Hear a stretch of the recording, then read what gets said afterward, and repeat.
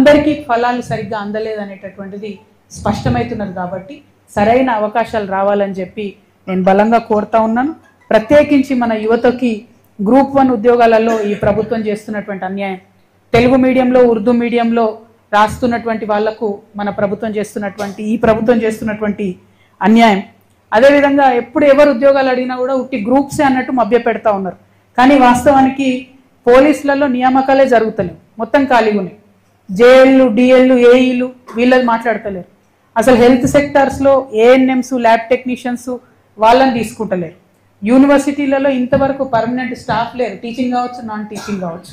గ్రామ కార్యదర్శులు లేరు, రెవెన్యూ సిబ్బంది లేరు, మున్సిపల్ అడ్మినిస్ట్రేషన్లో కొరత ఉన్నది, ఎలక్ట్రిసిటీ డిపార్ట్మెంట్లో కొరత ఉన్నది. ఉన్నటువంటి ఉద్యోగుల మీదనేమో అడిషనల్ బర్డెన్. అంటే ఒక అంగన్వాడీ టీచర్ ఉంటే ఎంత దారుణం అంటే, మీరు ప్రెస్ మిత్రులందరూ కూడా సీరియస్గా ఆలోచించాలి. అంగన్వాడీ టీచర్ ఉంటే 2 యాప్లు మెయింటైన్ చేయాలి, ఆమె ఒక 10 రిజిస్టర్లు మెయింటైన్ చేయాలి. 2 యాప్లు, ఒక 10 రిజిస్టర్లు ఒక అంగన్వాడీ టీచర్ మెయింటైన్ చేస్తే ఆమె హెల్పరు, టీచరు, గర్భిణీ స్త్రీలను ఏడా చూసుకోవాలి, పిల్లల్ని ఏడా చూసుకోవాలి. మరి ఆ పరిస్థితి అంతా కూడా చాలా దారుణంగా ఉన్నది. ఉన్న ఉద్యోగులను బర్డెన్ చేస్తున్నాం. టీచర్ల పరిస్థితి కూడా అట్లే ఉంది. ఈ యాప్ నింపు, యాప్ నింపు, వాళ్ళని పాఠాలు అయితే చెప్పనిస్తలేము మనం, అవన్నీ చేస్తున్నాం. కొత్త నియామకాలు చేస్తలేము. గురుకులాలలో గెస్ట్ ఫ్యాకల్టీస్ లేవు, హాస్టల్ వార్డెన్స్ లేరు, R&B నియామకాలు లేవు, RTIలో లేదు.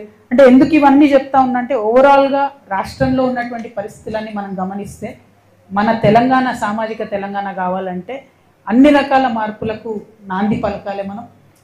బీఆర్ఎస్ హయాంలో కొంత జరిగింది, కాంగ్రెస్ వచ్చినాక ఏమీ జరుగుతలేదు అనేటటువంటి భావన ప్రజల్లో ఉంది. మరి అది పోవాలే, మార్పు నిజంగా మొదలవ్వాలంటే తెలంగాణ జాగృతిలాగా బలంగా ప్రజల పక్షాన నిలబడి అడిగే వాళ్ళు ఉండాలనే ఉద్దేశంతోనే మేము ఈ జాగృతి జనంబాట కార్యక్రమం మొదలుపెట్టినాం. ఈ జనంబాటలో మేము ఒకటే అంశం చేస్తున్నాం, సమస్యల దగ్గరికి వెళ్తున్నాం, ప్రజల దగ్గర నుండి సమస్యలు తెలుసుకుంటున్నాం, దాన్ని ప్రభుత్వం దృష్టికి తీసుకొస్తున్నాం, తద్వారా దాన్ని పరిష్కరించేటటువంటి ప్రయత్నం చేస్తూ ఉన్నాం. ఇది అది అని కాదు, ఏ రంగంలో అయినా మేము ప్రయత్నం చేస్తున్నాం. అందుకే ప్రతి జిల్లాకు 2 రోజులు ఉంటున్నాం. నిన్న చాలా సమస్యలు విన్నాం. ఇలా పొద్దున కూడా ఇక్కడికి వచ్చేటప్పుడు నేను పాల రైతులతో మాట్లాడి రావడం జరిగింది. నిజంగా కూడా హైదరాబాద్లో ఉండే మాకు తెలుసు, పాలు పిల్లలకు పట్టాలన్నా మనం తాగాలన్నా చాలా టెన్షన్ అవుతుంది, దేంట్లో ఏ మందు కలిపినరో తెలియనటువంటి పరిస్థితి ఉన్నది. సో పాల రైతులకు మంచి సపోర్ట్ ఇవ్వాల్సినటువంటి అవసరం ఉన్నది. అయితే ఇక్కడ ఉన్నటువంటి పెద్ద నాయకులు